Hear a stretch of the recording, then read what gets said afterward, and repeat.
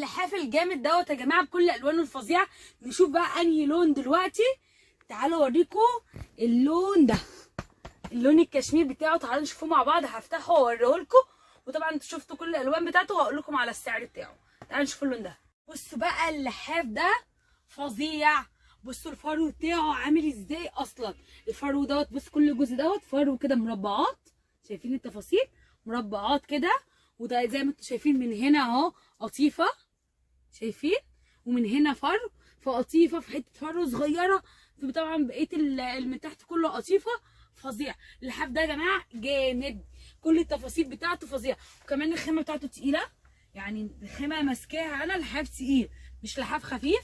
وكمان بصوا لو اتكيتوا كده تحسوا ان الفايبر بتاعه فايبر نظيف كده، اللي هو مثلا لو ضغطتي مهما دوستي عليه هيرجع تاني زي ما هو، فاهمين كلامي. وبصوا بقى التفاصيل من ورا من الظهر عامل ازاي، شايفين الجمال، بصوا الحلاوه.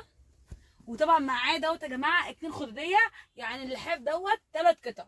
عايزه والله افتحه لكم، استنوا اوريكم الخدوديه بتاعته اهي. بصوا الجمال، شايفين الشياكه بتاعت الخدوديه.